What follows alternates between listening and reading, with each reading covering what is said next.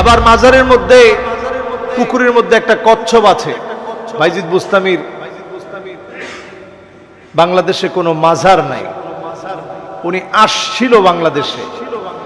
এইটাও বলা হয় যে উনি কোনো এক সময় এসেছিলেন, ওই আসার কারণেই আমাদের দেশে মাজার বানায় দিছে। কোন নাউজুবিল্লাহ। এখানে সুবহানাল্লাহ বলবেন না নাউজুবিল্লাহ বলবেন? মাজার মানে জিয়ারত করার জায়গা। তো এখানে জিয়ারত করবেনটা কি? এখানে কবরই নাই।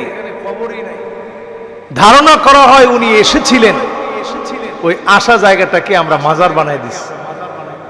এবার মাজার তো শুধু বানাই নেই, সেখানে বিরাট বিরাট কচ্ছপ আছে। ওই কচ্ছপের কাছে গিয়ে মানুষ তাদের চাহিদা বাসনাগুলা পুরা হওয়ার জন্য সেখানে মানত করে।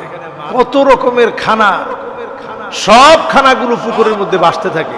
কারণ কচ্ছপ কত খাবে, তারও তো একটা লিমিটেশন আছে। খেতে খেতে আর খেতে পারে না, তো সব কলার ছাল, পাউরুটি সব পানির উপরে ভাসে। এই করোনাকালীন সময়ে খাদ্য সংকট দেখা দিছে, কারণ মানুষ নিজেই বাঁচে না। তো একটু চিন্তা করে দেখেন,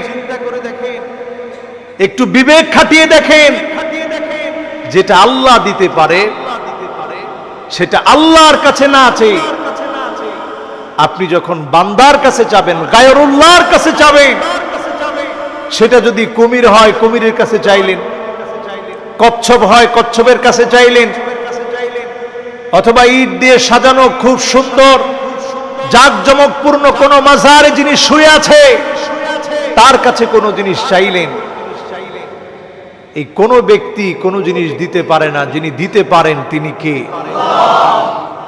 ওয়াইদা সাআলতা ফাসআলিল্লাহ ওয়াইদ ইসতাআনতা ফাসতাইন বিল্লাহ। যদি চাইতে হয় কেবলমাত্র আল্লাহর কাছে চাইতে হবে।